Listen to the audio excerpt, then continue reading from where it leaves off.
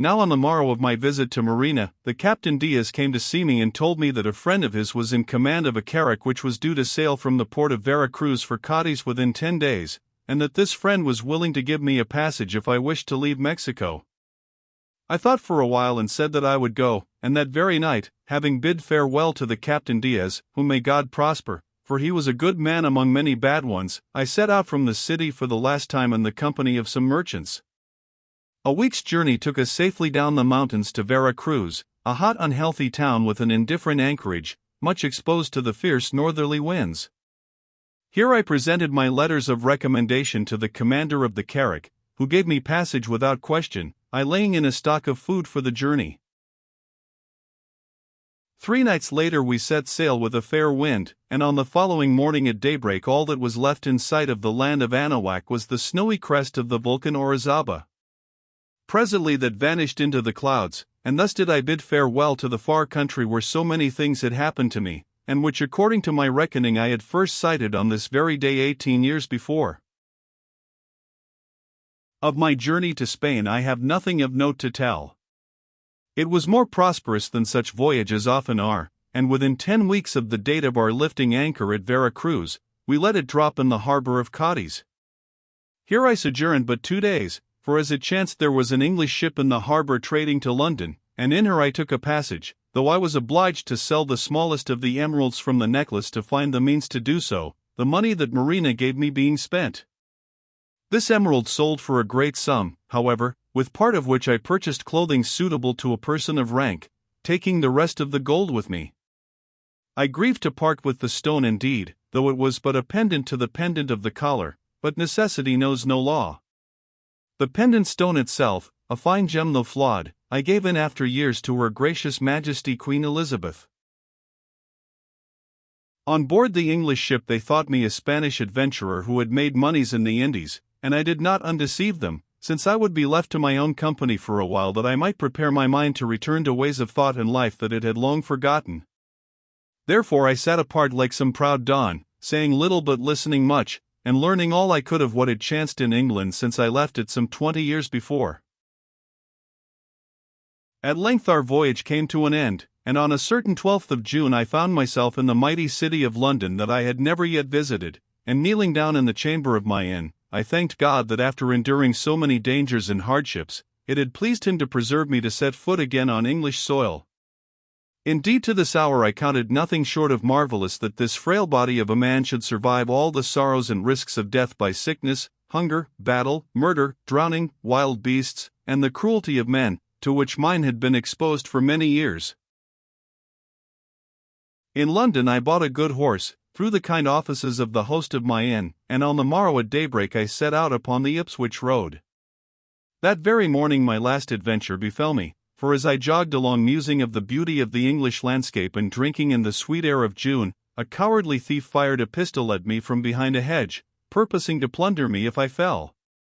The bullet passed through my hat, grazing the skull, but before I could do anything the rascal fled, seeing that he had missed his mark, and I went on my journey, thinking to myself that it would indeed have been strange, if after passing such great dangers in safety, I had died at last by the hand of a miserable footpad within 5 miles of London town. I rode hard all that day and the next, and my horse being stout and swift, by 7:30 o'clock of the evening I pulled up upon the little hill whence I had looked my last on Bungay, when I rode thence for Yarmouth with my father. Below me lay the red roofs of the town, there to the right were the oaks of Ditchingham and the beautiful tower of St. Mary's Church, yonder the stream of Waveney wandered, and before me stretched the meadowlands, purple and golden with marsh weeds in bloom. All was as it had been, I could see no change at all, the only change was in myself. I dismounted, and going to a pool of water near the roadway I looked at the reflection of my own face. I was changed indeed, scarcely should I have known it for that of the lad who had ridden up this hill some 20 years ago. Now, alas! The eyes were sunken and very sorrowful, the features were sharp, and there was more grey than black in the beard and hair. I should scarcely have known it myself. Would any others know it, I wondered? Would there be any to know it indeed? In 20 years many die and others pass out of sight. Should I find a friend at all among the living? Since I read the letters which Captain Bell of the Adventurous had brought me before I sailed for Hispaniola, I had heard no tidings from my home, and what tidings awaited me now? Above all, what of Lily? Was she dead or married or gone? Mounting my horse, I pushed on again at a canter, taking the road past Wingford Mills through the fords in Pernhow town, leaving Bungay upon my left. In 10 minutes I was at the gate of the bridle path that runs from the Norwich road for half a mile or more beneath the steep and wooded bank under the shelter of which stands the lodge at Ditchingham. By the gate a man loitered in the last rays of the sun. I looked at him and knew him. It was Billy Minns, that same fool who had loosed de Garcia when I left him bound that I might run to meet my sweetheart. He was an old man now, and his white hair hung about his withered face. Moreover, he was unclean and dressed in rags, but I could have fallen on his neck and embraced him, so rejoiced was I to look once more on one whom I had known in youth. Seeing me come, he hobbled on his stick to the gate to open it for me, whining a prayer for alms. "Does Mr. Wingfield live here?" I said, pointing up the path, and my breath came quick as I asked. "Mr. Wingfield, sir, Mr. Wingfield, which of them?" he answered. "The old gentleman, he's been dead nigh upon 20 years. I helped to dig his grave in the chancel of yonder church, I did. We laid him by his wife, her that was murdered.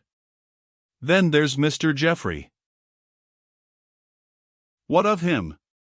I asked.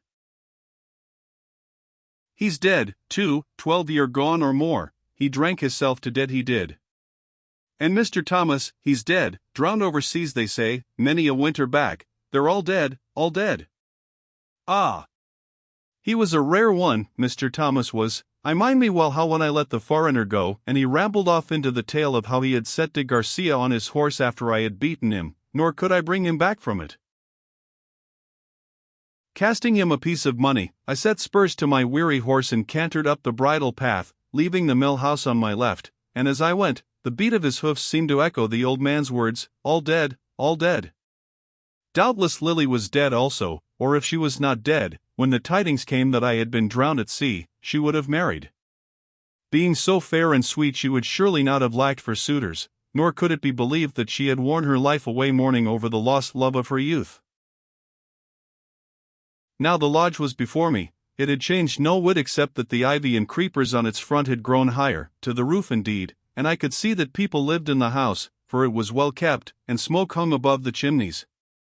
The gate was locked, and there were no serving men about, for night fell fast, and all had ceased from their labor.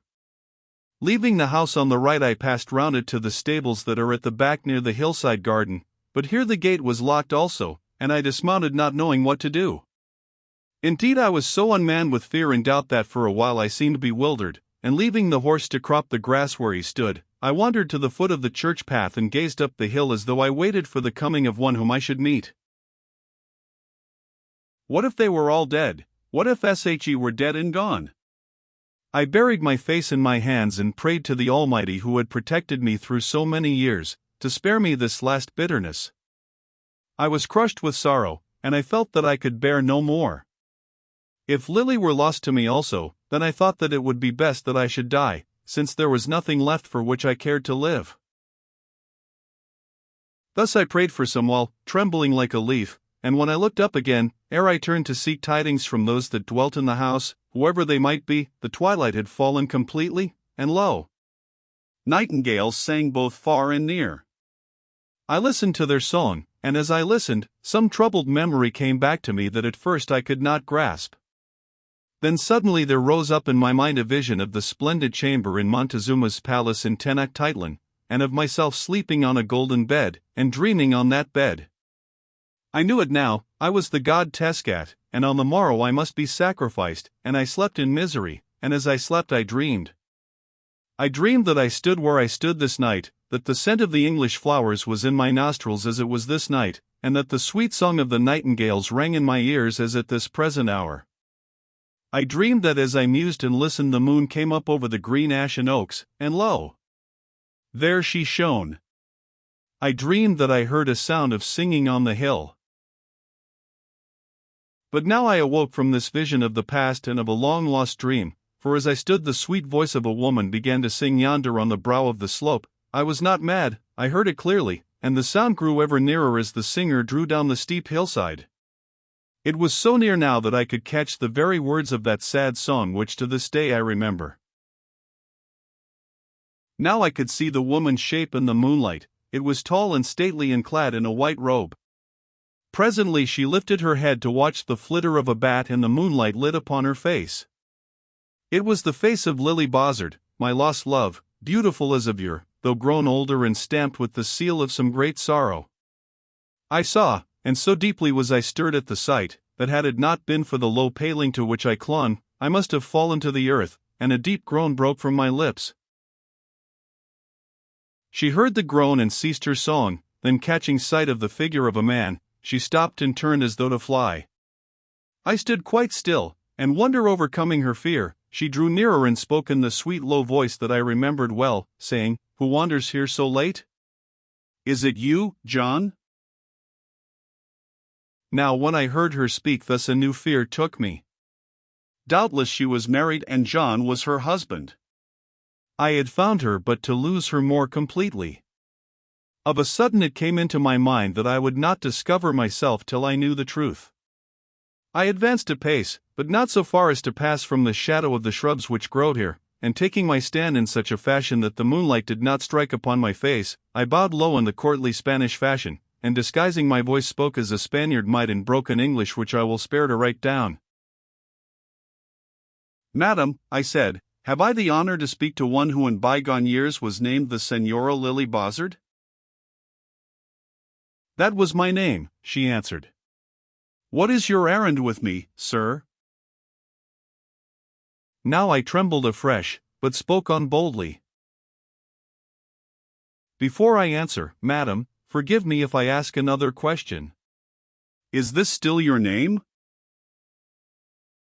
"It is still my name. I am no married woman," she answered, and for a moment the sky seemed to reel above me and the ground to heave beneath my feet like the lava crust of Zaka. But as yet I did not reveal myself, for I wished to learn if she still loved my memory. "Senora," I said, "I am a Spaniard who served in the Indian wars of Cortez, of which perhaps you have heard."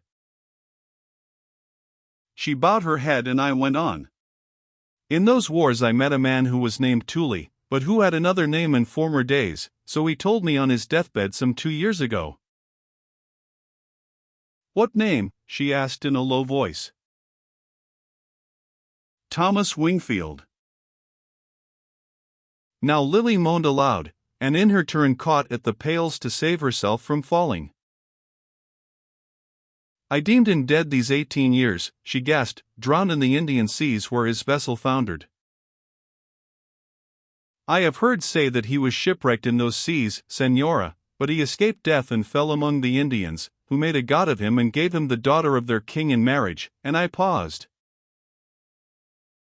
She shivered, then said in a hard voice, "Continue, sir, I listen to you." "My friend Tuli took the part of the Indians in the wars, as being the husband of one of their princesses he must do an honor, and fought bravely for them for many years. At length the town that he defended was captured, his one remaining child was murdered, his wife the princess slew herself for sorrow, and he himself was taken into captivity, where he languished and died." "A sad tale, sir," she said with a little laugh, a mournful laugh that was half choked by tears. "A very sad tale, Senora, but one which is not finished. While he lay dying, my friend told me that in his early life he had plighted troth with a certain English maid, named—" "I know the name, continue." "He told me that though he had been wedded, and loved his wife the princess, who was a very royal woman, that many times had risked her life for his, even to lying at his side upon the stone of sacrifice and of her own free will, yet the memory of this maiden to whom he was once betrothed had companioned him through life and was strong upon him now at its close. Therefore he prayed me for our friendship's sake to seek her out when I returned to Europe, should she still live, and to give her a message from him, and to make a prayer to her on his behalf." "What message and what prayer?" Lily whispered. This, that he loved her at the end of his life as he had loved her at its beginning, that he humbly prayed her forgiveness because he had broken the troth which they two swore beneath the beech at Ditchingham. "Sir," she cried, "what do you know of that?" "Only what my friend told me, Senora." "Your friendship must have been close and your memory must be good," she murmured.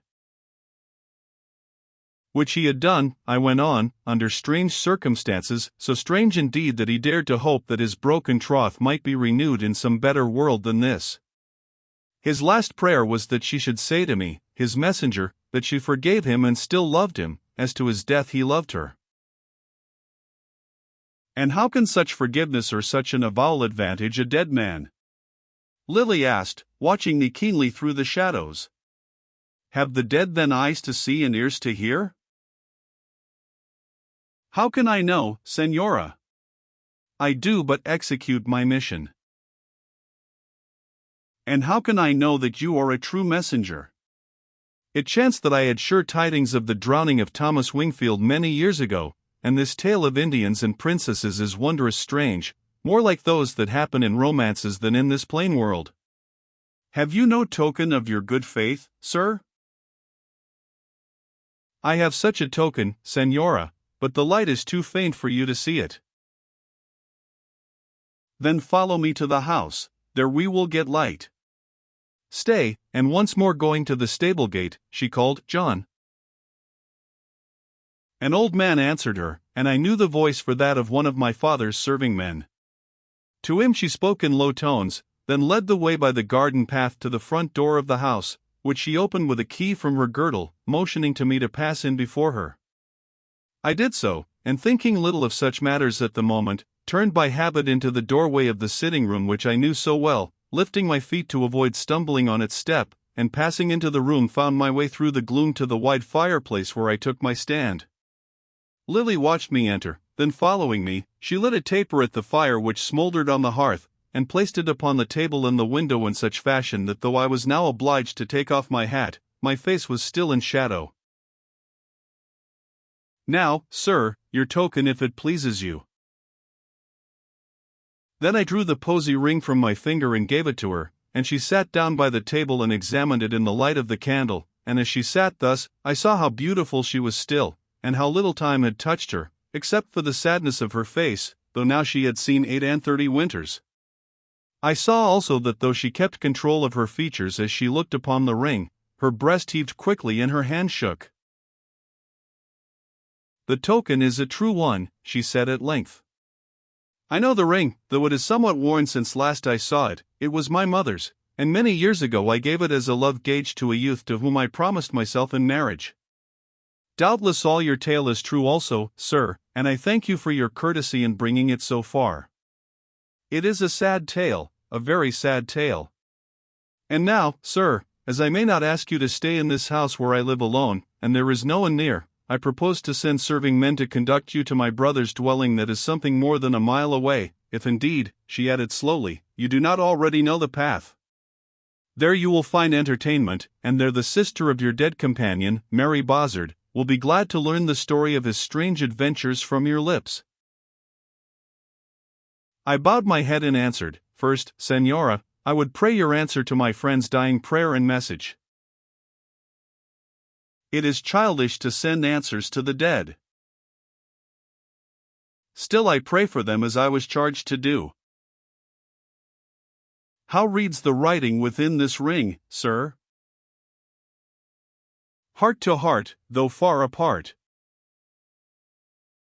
I said glibly, and next instant I could have bitten out my tongue.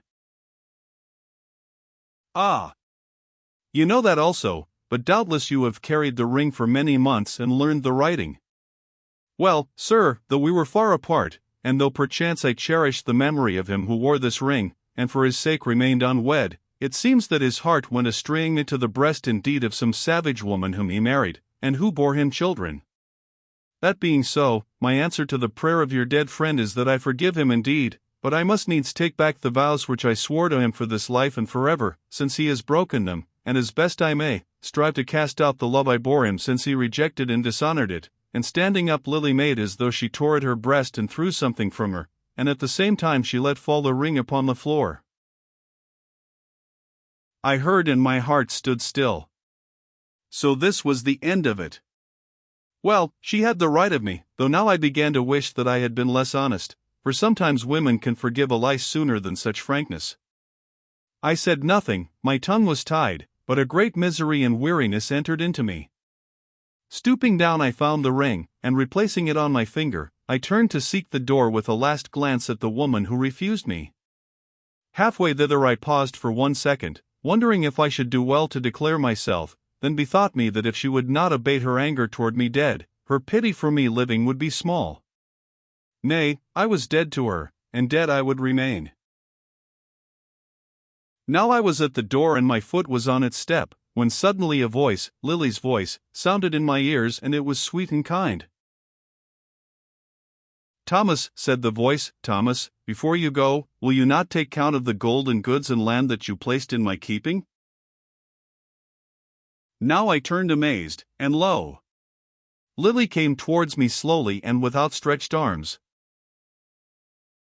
"Oh, foolish man," she whispered low, "did you think to deceive a woman's heart thus clumsily? You who talked of the beach and the hall garden, you who found your way so well to this dark chamber, and spoke the writing in the ring with the very voice of one who has been dead so long. Listen, I forgive that friend of yours has broken troth, for he was honest in the telling of his fault, and it is hard for man to live alone so many years, and in strange countries come strange adventures. Moreover, I will say it, I still love him as it seems that he loves me, though in truth I grow somewhat old for love, who have lingered long waiting to find it beyond my grave."